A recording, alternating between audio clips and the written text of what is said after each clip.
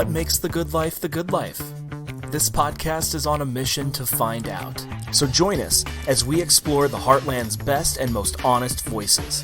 Venture to all four corners of York County, because when it comes to quality of life, it's all about keeping it local.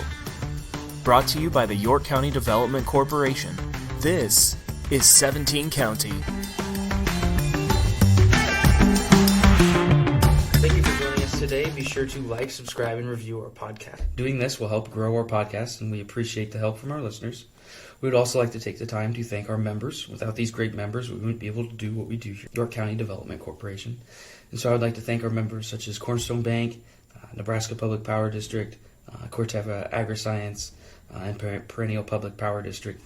All great members that have helped support our mission here at YCDC, and those members can be found on our member directory page, as well as information about becoming a member. Once again, that can be found at yorkdevco.com. That's yorkdevco.com. So we'll jump into our interview. Today I'm joined by an amazing member of our community. Deb moved to York in 2013 to accept her new role here in York. Prior to York, Deb lived in Sioux City, Iowa, Abingdon, Virginia, and Norfolk, Nebraska. As library director of the Kilgore Memorial Library, she has made many changes and improvements to our community public library. So today I welcome Deb Robertson to the podcast. Thanks. Welcome, Deb. Thanks, Derek. Glad to be here. Perfect. So this first segment is aptly named because it is a new segment I have. I've kind of changed each season. And so this new one is going to be just kind of talking about new things going on in either our lives or our office, whether it's a policy, a new activity, a service, or a program that we offer. And so mine's going to be talking about, I got a new dog. I'm a first-time dog owner, and I've lucked out because she's kind of spoiled me than I've spoiled her. So she came to me, house trained. She knew her commands. She knew sit, down, go to the crate. I've recently learned that she knows couch. I was just talking to someone and I said couch, and she up and ran and jumped on the couch. And I don't remember teaching you that. And so she's got all these different tricks and everything, and she's got a great demeanor. She's great around kids and great around other animals. And so I've just been a really lucky first-time kind of dog owner. And so that's kind of been something new in my life over the last kind of few months. What's her name? Her name is Billy, and she's a little basset hound. So if you see me out walking this little black dog, that's me and Billy. Okay. And we have quite a bit of fun, it seems like. So how about you, Deb? What's something new going on in your life? Well, what's new in my life is in my work life, and that is that we have a new city administrator. She's been here 6 months now, but still, we're in that honeymoon phase of trying to figure out where things all fit, but it seems to be amazing and awesome. And so opportunities are opening up, and we're talking about some possibilities, and so that is one piece that is exciting for us at the library. The other piece that's fun is I, this last year, was a recipient of a small grant from the American Library Association that prompted us to lead a community conversation. And so, coming out of the pandemic era and knowing that libraries are changing, I chose to have my conversation around what should the library in York look like from the community's perspective. And just amazing group of people. You were there, part of it. Had a great conversation, and at the end, it turned into a group of people who want to continue that conversation. And so we have Vision 2025, which is looking toward that year, 2025, and what they can help me grow our library to be. And so we are looking at a lot of ideas, and now we've joined partnership with the Nebraska Library Commission, has a librarian who is, she calls herself an innovation librarian, and she works with technology. So she's working with us now to help us look at our focus on, we think we're going to start with like the career pathways for all ages, and she has some fun things with technology that go with that, including VR, and so we'll see how this all plays out, but some good positive things are coming from these conversations. So it's exciting for me to be able to have so many people willing to have a conversation about helping me do better and help the community. It's certainly exciting to have those new support in the form of a new administrator, new boss, new manager, whatever you want to call it. Yep. It's also great to have that new support from the community members, because really those are the ones that are going to be seeing the benefits from it. Yep. So yeah, that is great to have that kind of support here in our community. So yeah, we'll jump into the interview here. And so tell me a little bit about growing up in Norfolk. What was it like there? Any activities? Were you a city kid? Were you a rural kid? Yep. Kind of what was it life there? Lived right in town, right in the heart of town. Had cousins who lived on the farm, and so my closest cousin and I are like the town mouse and the country mouse. We have different lives, but we enjoy each other and visit, and so that was always fun to go spend time on the farm, but not live there. My dad used to threaten us girls. I have two sisters, and when he was mad, he'd say, "We're going to move to the farm, and you girls are going to learn what work is." No. Yeah, so we thought what we were doing was plenty, and so we'd straighten up enough to just stop that conversation. Yeah.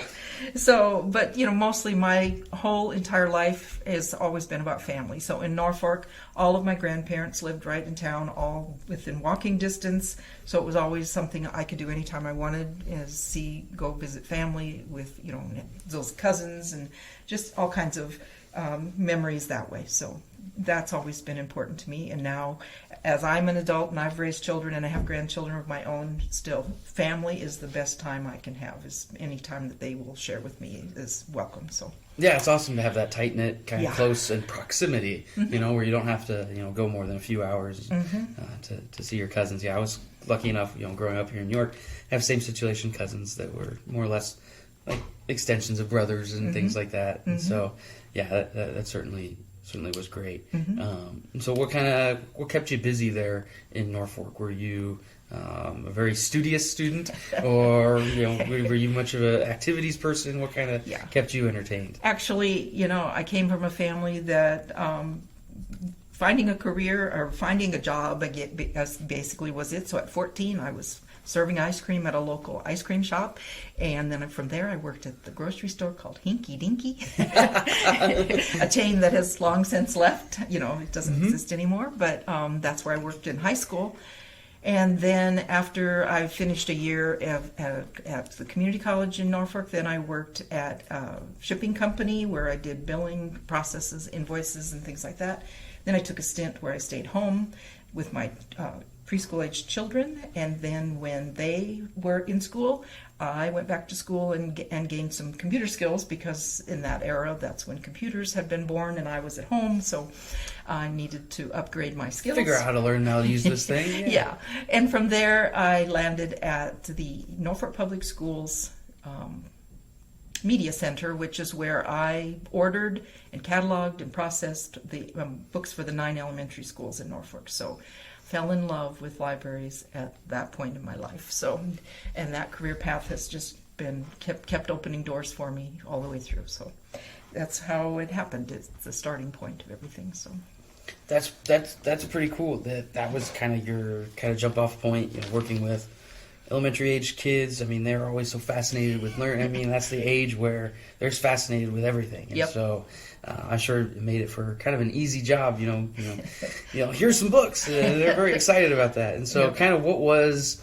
how did that first job lead into the career path, and what kind of was Well, that like? Very few people realize that a school media specialist or librarian in a public school has a teaching certificate first. They are teachers, and then they add a library science degree or media endorsement of some sort. So that is the piece that I didn't have, and so I enjoyed my work, but could not grow my career as a media specialist. And so I ended up in Norfolk at the community college, where I found a person who became my mentor. She was the library director who hired me and then just mentored me to finish my undergrad degree and then go on and earn the master's degree in library science that's required to be an academic librarian. And, so I did all of that. And in my last semester at grad school, she announced her retirement, and I was lucky enough to be selected to take her role. So And you were balancing a family and doing this at the same time? Yes, I had. Wow. Yep. The semester that I had my now the word just went out of my head. The capstone, your thesis? No, actually, it's a halfway point where they do. It's a test to see that you've gained the theories that they want you to get it's not a cap. Anyhow, it's a test that I had to take. That was the same semester my son was graduating from high school and my daughter was being confirmed, which are 2 times in life where you really clean your house. And and I was studying for exams at that time. So quite the scramble. Yeah, I'm sure. Yeah, so that's what life was like back then. But it's just been the best avenue that I could find for myself. So. Then from there, once the kids were out and grown and on their own, then that's when my husband and I kind of sat back and said, this is the time for us now, and we chose to start traveling. And our children all went to school in Nashville, Tennessee. Long story that goes with that. But it all started with the gal who became my daughter-in-law. She had known about Belmont University, and that's where she wanted to go. And so my son, when he decided to marry her, asked, what do we think? And I said, give it to her if you can, because then when she's 40, she can't say, I gave up everything, and lost all this because of you. So they went off, and it's just been wonderful. So anyhow, my husband and I then ended up in Abingdon, Virginia, which is right at the state line by Bristol, which is the city of on the state line of Virginia and Tennessee. So if anyone's a race car person, there's a racetrack there. Yep. And my husband got his position at East Tennessee State University in Johnsonville, Tennessee, and then I was 30 miles north in Abingdon. But at the community college. And there in Virginia, community colleges are state agencies. So I worked for the state of Virginia, and I worked with all of the other 40 campuses of community colleges in the state. So quite the network. Yeah, it was a great network and a great place to go visit other campuses and go over the mountains or go up north to the DC area or stay in the rural area where we were down in the southwest corner of the state on just a beautiful area with the foothills of the Blue Ridge Mountains. So couldn't complain about that, except my husband couldn't stand being so far from family. So back to the Midwest we came, and Sioux City, Iowa is where we landed next. And so that's where I had some experience as a university librarian, and so a little more research involved with that, where people are more serious about their education. I mean, not that their career isn't any more different, but it's just that using the library is different at a university than I want a book about bugs instead of I want a book about this specific type of bug. Yes, they're very more detailed, and their research is deeper because they're going 4 years instead of 2 years also. So, and then Briarcliff also had master's programs also that we supported from the library. So you were at Briarcliff, is that what you said? Yep. And I was there about 5 years also, and then time to make another move in life. And how was the two, if you had to compare, the Abingdon, how are those two communities? How were the two schools? I mean, what was that kind of like? I find everywhere I've been, people are people, and they're wonderful. They're welcoming and warming and interested in, life. I guess I'm interested in them also. So we had some great conversations.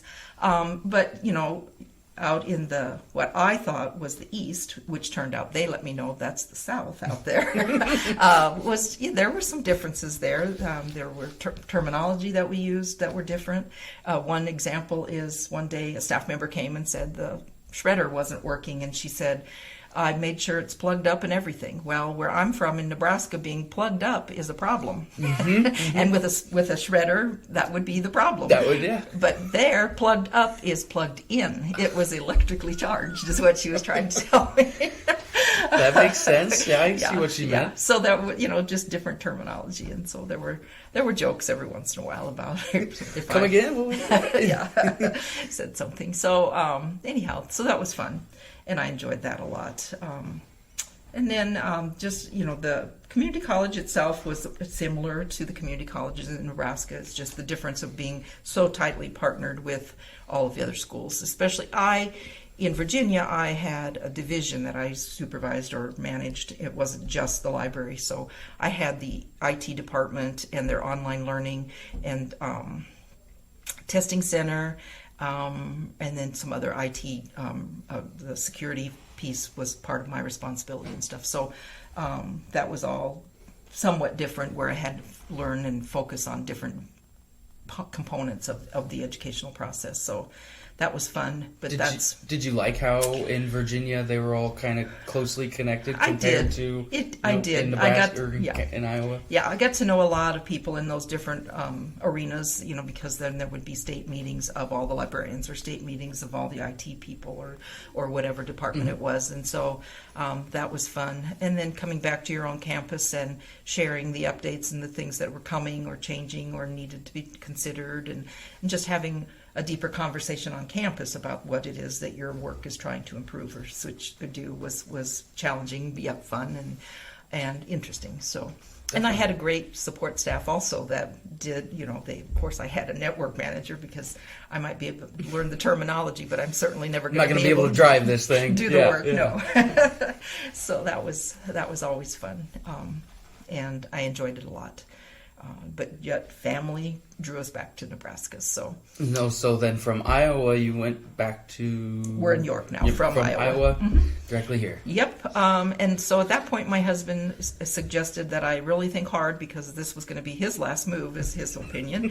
And we've been here 8 years now, so it is so far, one of the longest stints that we've had. So anyhow, I contemplated that. I did a lot of thinking. I started out with K-12 schools, and then I went to community college. I had academic university library experience, and so public librarianship was the only arena that I had, really avoided, because I knew a lot of my peers from that arena, and they worked hard in my eyes, had a lot going, and but yet it was just something that I was curious about, and I wanted to have a well-rounded career. So next challenge. I found out York was open, and York was. I'd been here enough times traveling on Highway 81. When I was going to grad school, I had to go to campus at Emporia, in Emporia, Kansas. And so York was just always kind of that stopping point, yep, where I would stop for a break, and just always had I always thought, geez, this could be an interesting, the interstate was there, so I knew it was an on-ramp to getting wherever else I wanted to go, and yet it was getting me from Norfolk to the big town of Emporia. It's north and south. Yes. So anyhow, so there was just something that in that era of my life intrigued me. And then when I heard the York Public Library was open, and I knew the director at the time, and so I reached out to him, and we had a conversation, and all positive things were shared, and the rest is history. I guess I applied and got the job. So. How was your how did you kind of decide upon York, and was it just the opening that was available, or kind of what kind of led into I'm sure the career was a big factor, but I'm sure there's some other kind of contributing things as well. So kind of how did you decide upon York? Because I'm sure you had multiple kind of places to choose from. Right. And so how did you kind of decide upon York? Right. Well, strangely, the children that took us to Tennessee were all back in Nebraska. Our son is back in Norfolk, and he has 4 children now. So they're 89 miles, if you look at a GPS system right now, away from us. And then my daughter and her family landed in Omaha. And their children go to the Elkhorn Public School District, but their address is Omaha, so you figure that one out. Yep. But it's just where they are, and it's about 90 miles to their house from our house also. So it's kind of a nice, sweet spot for us to just be in the middle, but not too close to just, be all the time together, but yet we can see each other whenever we want to. So it works out quite well. So Definitely. Yeah. Yeah. Nice little location and proximity. What has kind of surprised you about York over these kind of 8 years? Whether good surprise, bad surprise, what has been kind of some things that have stood out to you about this community? Well, one of the things that surprises me is how sometimes we struggle to grow. I mean, I think it's a great location to be, and I can't understand why other people don't see the same. We're having a great time here. We enjoy, the amenities. It seems to be everything that we need, and what we can't get right here in York proper, we can get within those 90 miles that we travel on occasions. So it's perfect for us. So that to me has always been, what is the issue that other people don't see that I happen to see? But other than that, the community itself has been very welcoming. It's been fun. I can do just about anything I am interested in doing, and so I'm just enjoying myself. So it's kind of fun. Mm-hmm. I just had your coworker in here the other day, Cherie. We were talking about how there's so many programs now from 0 to 90. Yep. And so that was something where it wasn't always focused on middle school to kind of early 20s. There really wasn't anything like that. So it's been incredible to watch that kind of grow, and then and likewise, you growing the library to include more programs from 0 to 90 as well. And so that's been really cool. And so what have been some current goals for the Kilgore Memorial Library, and then what are some maybe improvements that are kind of on the horizon that you would like to see? Well, for those that aren't aware, we just in 2021, in April, we had a ribbon cutting for our Early Childhood Development Center in the library. It's a partnership with public schools, Sixpence program, and us, but the center is at the library. And so we have an amazing new learning area in the library for playing is learning. Yes, you are right. And so, but one of my personal goals, and Carol Baker, our children's librarian, and I talk a lot, is to help families, and when they come, to give them the tools to understand what they're helping their child learn and develop as a pre-kindergarten skill as they play, so the dexterity of fingers using the pegs to put them in the slots, or playing with Legos, or learning colors as they talk about. This is what they're learning when they do this. Right. That's a goal that we have, that we want to work with the early childhood educators in town, and to kind of put some little tutorials together for families. And that helps empower them parents to feel like, because it's their part of their responsibility to contribute to that. It's not just the child care center to teach the kid everything they know. Right. A lot of that's on the parents. So it's awesome that you're helping empower those parents to be able to do it themselves, and at least know why they're doing what they're doing, instead of, well, this is what I'm supposed to be doing. And now they know why they're doing it. Yes. So that's why play is part of what we do at the library now. And then it also, though, has all of those integrated reasons for what we're learning at the same time as having fun. So that's one big thing that we're working on. And we haven't set our 2022 calendar at the library yet, but because December and most of January is set aside for our programming librarian, Carol, to work out what she's designing, she has already been talking about what's coming, and she has struggled. Story time, now we have the Discovery Center, but story time has traditionally been for 0 to pre-kindergarten. But now, as time has evolved, we know that 0 to 3-year-olds learn differently than 3 to 5-year-olds learn. And so she's going to have 2 story times coming up in the spring. Oh, that's cool. And so one will be focused on, we're going to call it family story time, and that'll be the weekly one that we've done for, that everyone knows. Everyone knows, yep. And then we're going to start one that's called STEM story time, and it's going to be on Tuesdays and Thursdays, which we have learned is traditionally when the younger ones are in preschool, and the older ones go the 3-day week, Monday, Wednesday, Friday. Yep. So Tuesday is their day off. Right, okay. And so we'll have one that's once a month. We'll have something that's a little more mature in the fun that we're having as far as the learning goes. So that's really cool. Yeah, so that's something that's on the horizon and hasn't been. This is a breaking news. Nice, yeah. And so we love that here. Yeah, that's something that's coming up in 2022, and I'm 99.5% sure is going to happen, because we've talked about it, and it is on our internal calendar, the time slot for the meeting space to be held for those classes. So it's really cool to break that up, because so many people do love pre-K 0 to 5, and you're right. A 2-year-old and a 4-year-old act completely different. And learn very differently. So that's great that so that'll be happening. Taking note of that. Yeah. And then what are some kind of maybe future improvements that you want to see for the library, maybe either in the not immediate future, but near immediate, that 2025 group, or even or even beyond, 2030. Yes. Because what kind of are you thinking? Yes, my goals definitely would be beyond the 2025, but yet have to be announced at some point too. So, our building is beautiful. We get told that all the time, and it's far bigger than what they had prior to.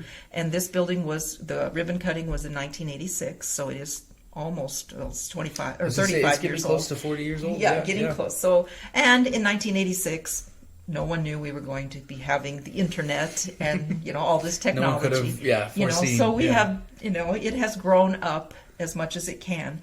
But again, in the 80s, we were still going to the library for that pristine silence, going to read. And now you come and you have an early childhood discovery center right in the middle where 2, 3, and 4-year-olds are having fun. And fun is including conversation and squeals.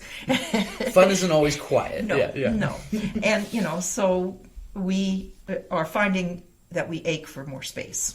We need some spaces to be where we can grow into, because as much as it pains a lot of us to admit, every piece of information that we consume anymore is not written on paper. A lot of our information comes directly to us digitally on a device, and so the library itself, having information that people need, we need to provide the technology that it takes to get that information.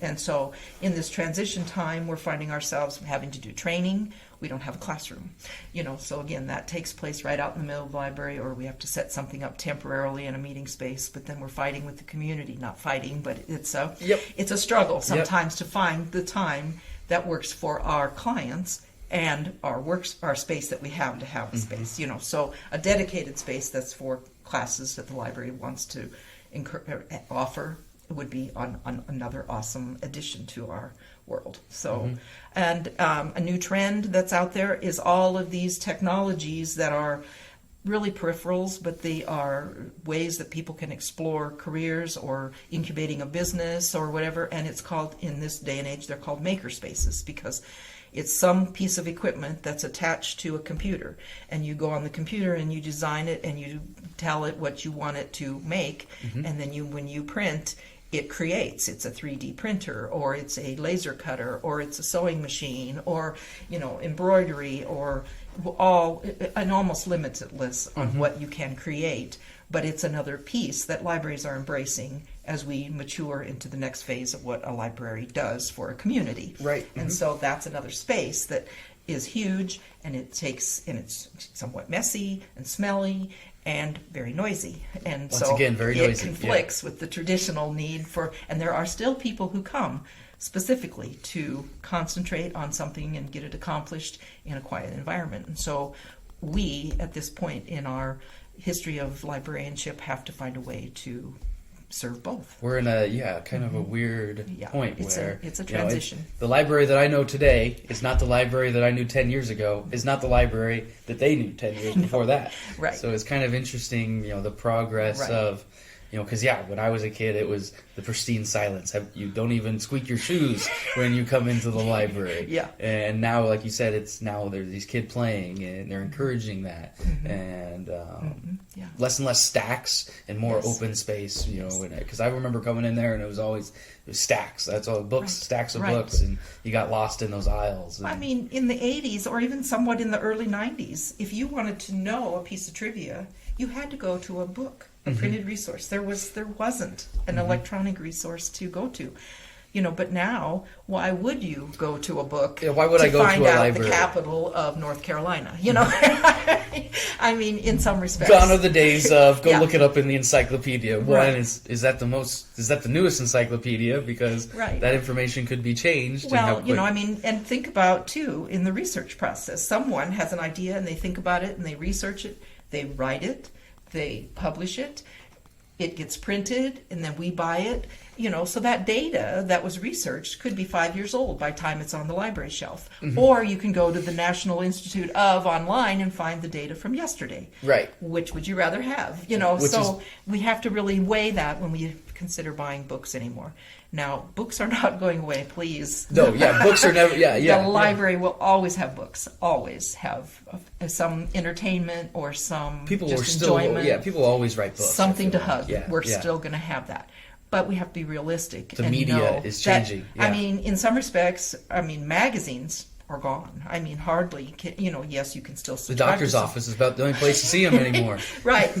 But I'm just saying, more and more publishers have quit publishing print publication. You can subscribe online, and so things like that are going to continue, and it's going to become more and more normal that the only way to get information is electronically, and so we have to find ways to help To match the that. community find that information, and that creates a different need of space. than what we Especially have. when you're dealing with people that may have never used a computer, and they're less. Yeah. So then you're teaching them how to use the computer, how to access it, the internet. And Government services, there's another so many one. steps We asked that- our government, cut your spending. So they sit down and say, how can we cut it? Well, we can quit publishing all these documents. We can make them electronically.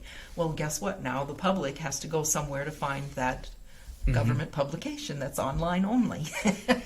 So libraries are still vital and important and necessary, but in a new way. And it's a struggle because there are still people in 2022 who want to not use a computer, but they want the information that they need to get their government services. So it's continued. And it's a tough thing, because it's not like the computer's new. It's been around for almost 30 years now, so I feel like most people alive have had a chance to use it if they've wanted to, and so it's, so where do you see the library kind of moving, towards this maker space, where it's a quasi public /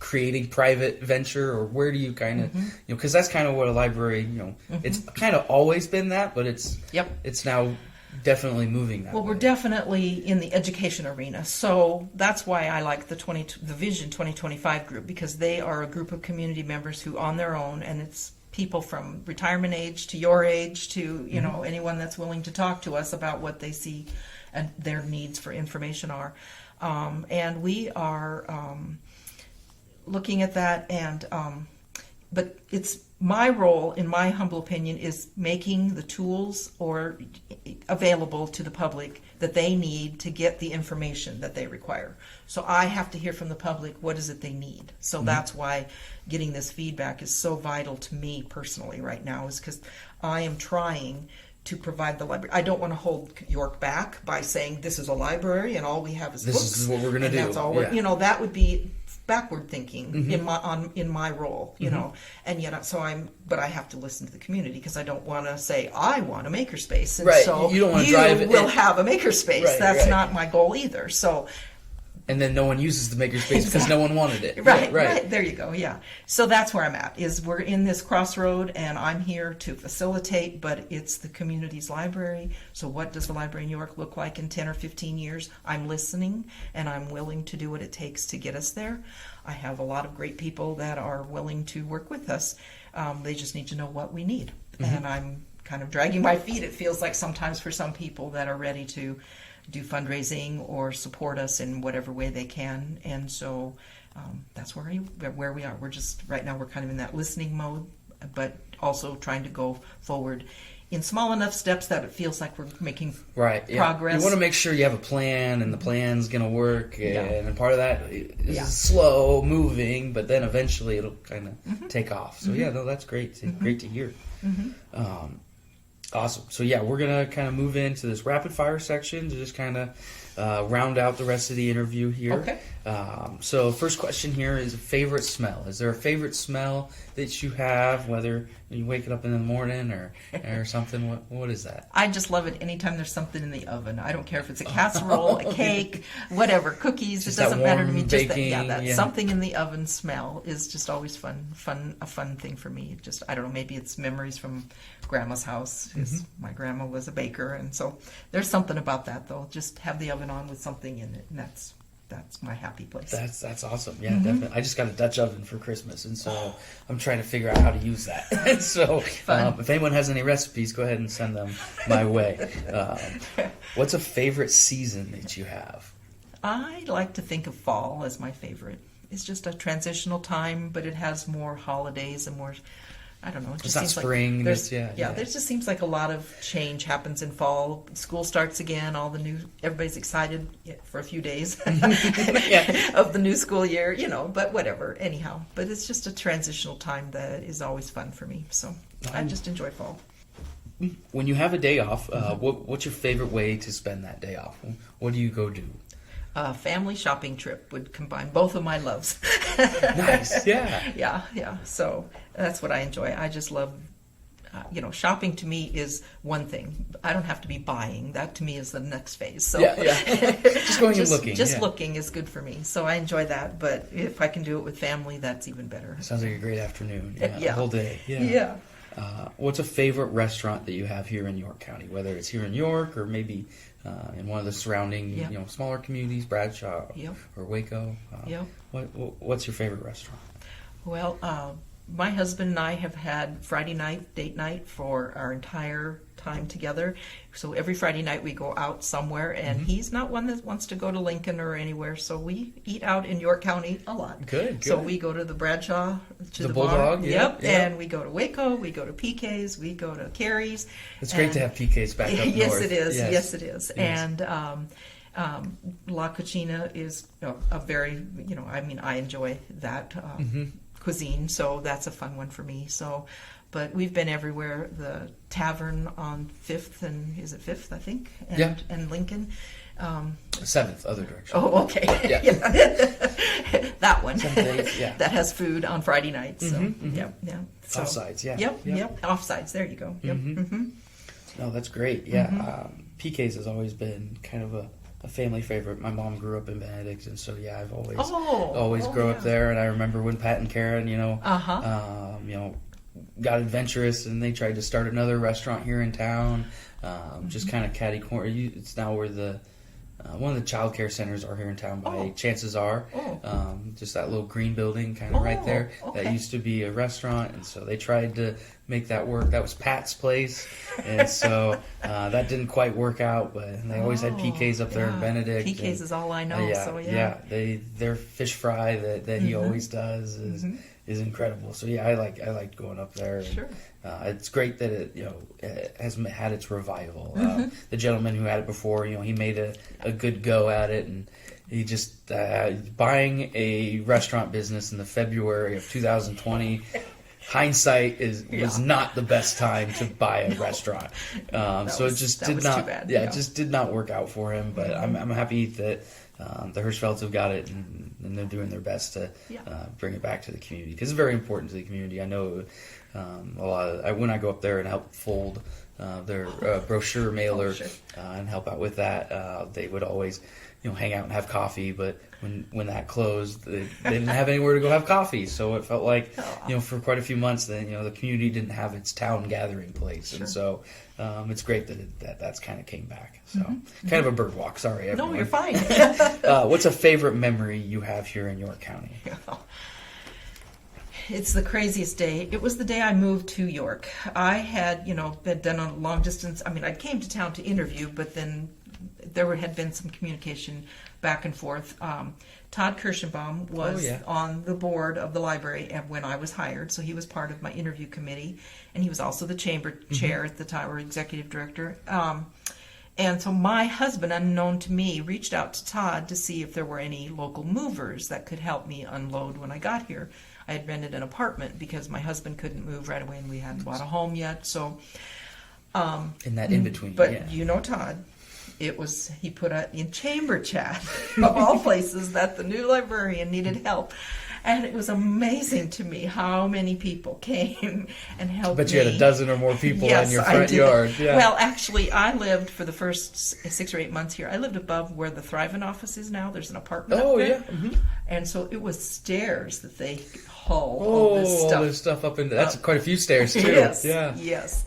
It was amazing and somewhat embarrassing, but yet humbling. And, it was just... It was great. It was a statement of, you are in York now and we are here, and it was just... It was once I got over the embarrassment of everyone hauling my personal belongings. Oh, no, I'm sorry, you have to go upstairs.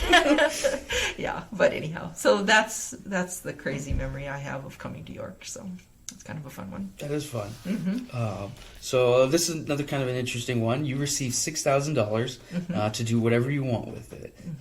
How would you spend that money? What would you do? Take my entire 13-member family and go somewhere fun and just put our feet in some water somewhere and sit around and just enjoy. That sounds great. Yep. Yeah. Yep. Feet in the water. Can't ever complain about that. Yep. What's a favorite, candy bar or maybe even a candy that you have? Here lately, or always, I've always enjoyed the salted nut roll. Oh, yeah. Because I'm always more of a salty but there's some sweet in there. So, but my grandkids would tell you that the Twin Bing is my favorite, because when we lived in Sioux City and the Palmer Candy Company was there, and that's where Twin Bings are made, and so they always kind of associated that with Grandma's house, and so yeah, nice. So that's fun. So. What's a favorite county or local event that you always kind of look forward to, whether it's maybe the sip and stroll downtown or going down to maybe McCool for one of their community days? What's maybe kind of a local event that you a fun one that I'm associated with is York Uncorked. We have that at the library, and it's going to be this year in February. This February? Yep, the 12th. It's always the Saturday before Valentine's Day, whether that's a day before or a week However before. It works it's out. The Saturday before. So I believe the 12th of February is the date this year. And so that's just a fun night that the community is welcomed by the Friends of the Library to come in and have a night out. This year, because of the transition where Tom sold Kirk's Corner, Tom had been our partner for the wine part of it. The Friends have partnered now with Grand Central, and Warren is going to be our host, or our person that handles the liqueurs part of our evening. So it is an adult night, but it is fun. It is. I haven't been. So what happens at York Uncorked? Well, when we planned it, it was going to be wines and chocolates, and then. Irene Duncan is the president of the Friends group, and she and I met to start planning. Neither one of us had ever been to a wine tasting, but she knew Tom, and so she went and talked with him, and he was like insane. He'd always wanted to do tastings, but his business was so packed full of glass bottles that he couldn't have a crowd, so it was just a natural partnership. Oh, yeah. So we had this, and so then the Friends provide, in the first year it was chocolates and all, pretty much all homemade stuff, and then Tom's crew, he brought in his vendors who would give samplings of their wines, and then through feedback that we got, there was requests for a mix of sweets and savory things, and so we've grown to just hors d'oeuvres, and then it grew into some of the more liqueur type things that people would like to taste that they don't want to buy a whole bottle of before they know what their favorite is. Yeah, and even Tom then had some craft beers coming in, but I don't know that we're going to do that this year with the new transition. So that part is up in the air, to Warren, whatever he wants to bring in, but. So yes, we thought though too it would be a night of come and go, mingle for a while, and then maybe go on for an evening out for your Valentine. Even going out to eat or to a movie, and sometimes the Playhouse has a show going on. But it turns out they come at 5:30 and they leave when we tell them it's last call, and so they're there for the evening. Nobody's stopping in and leaving. Nope. So it's fun. It's just a kind of a community night where everybody just sits back and relaxes and has. Now, do you do this in the whole library? Yes. Okay. Yes. Cool. It's the library itself is the venue. The meeting rooms is where the Friends have for their setup for filling trays and washing the glasses that need to be washed to come back out for samplings and. So you kind of rearrange some of the library then in order to make a lot of this work. Yes, the checkout desk becomes the bar. Oh. Yep, and so everything is moved off of there. I need to circle this day on my calendar, it sounds like. Yep, $25 is the fee. The tickets are being printed. I've looked at the proof already, so they should be ready after the first of the year to be starting our sales. So. Also, be on the lookout, everyone, for York Uncorked. Yes, join us. Yes, and then personally, my husband and I have always gone to parades, so we come to York Fest to the parade every year. Silly as it is, but we don't have to sit in the front row and catch candy anymore. But we just enjoy the parade, so that's nice. Definitely. So we're going to round out this interview with a couple more segments here. First one being what's making us happy. It's just kind of a fun segment where we're going to talk about the good in our lives, whether sometimes it's just a little doom and gloom out there, so I just want to make sure to bring some positivity back into the world. And so what's making me happy right now is I'm just having a lot of friends who are having kids right now. And so it's like, seems like every 3 or 4 months I got another friend who's having a birth or something. It's been like that for the last kind of 2 years. And so now it's great. They're getting to that, like I said, they're 2 or 3, they're starting to be a little bit more interactive and things like that. Yep. And so that's been a lot more fun. I was just down in Orlando, and I have some friends who live in St. Petersburg, so I went over and met them and got to meet their little one, Parker, and that's been great. And I just, my cousin just had his second, and so it's been kids left and right. So that's been a lot of fun, just kind of getting to know these new parts of their lives and everything. So that's kind of been the fun thing in my life. What about you? Yep. Well, I will piggyback on that. I don't have any babies in my life anymore. My 7 grandchildren are aged 13 till 3. And but with one being 13 and then 11 and so forth, we're starting to get into the sports part of our lives where we'll be doing a lot of bleacher time. More traveling, yeah. So we'll be seeing, parts of the state from northeast Nebraska and Omaha. And my grandson, the one from Omaha, is on a baseball team this year, and his calendar came out a week or 2 ago, and it includes a tournament in York. Couple stops in York. So Good. We'll be having some baseball weekends here in York with our grandkids this year. So, that's exciting. And then we have one that's in gymnastics, so we travel with that. And then we have a basketball player, and the oldest one is 8th grade, so, but she's on the varsity team for the middle school. And that's good. Good. So, but we're just getting started. So next year we'll have a high schooler. So, so it'll just be more and more of that. And as the kids progress through school, we'll spend our time traveling to see whatever activity they drag us to. We also have one that's in a engineering camp of some sort this year, but it's a competition. So it's like building something against others to like a have little the bit best like idea. the Lego teams that are, but this is over in the Elkhorn School District. They have this. It's an engineering club of some sort. Yes, where they have a challenge that they have to meet, and then they have their whatever. And they so can do there's it however they want. We'll go. There's one competition in Omaha that I have on my calendar, and then if they win in Omaha, then they go to Kearney, which is their state level competition. Oh, great! Yeah, that's fun. Potentially could go all the way to Kansas City with this, but hopefully, fingers crossed. Fingers crossed. Yeah. Cool. Well, thank you for your time today. I appreciate you coming in and sharing a little bit with me. And I also just want to thank our sponsor or our members again, York County Development members.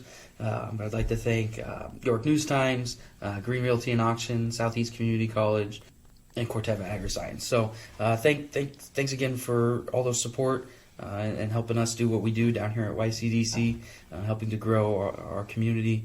And so if you want to learn more about those members, you can find them at our website. That's yorkdevco.com.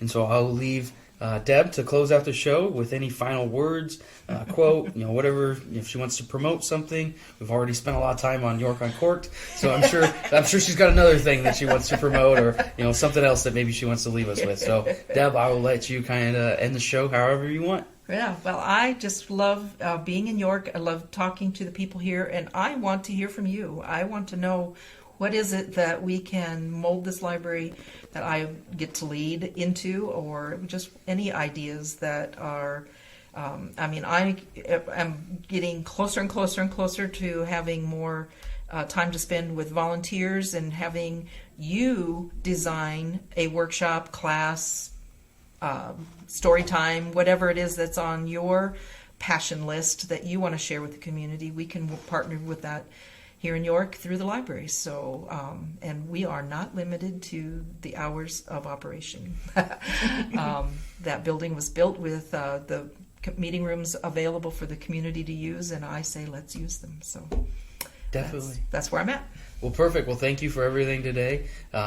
If you would like to have a comment, you can stop by 520 North Nebraska Avenue and see Deb and leave a comment there, or you can send her an email at drobertson@cityofyork.net and leave your comment on what you think should be at the library. So thank you again, Deb, and you have a great rest of your day. I will.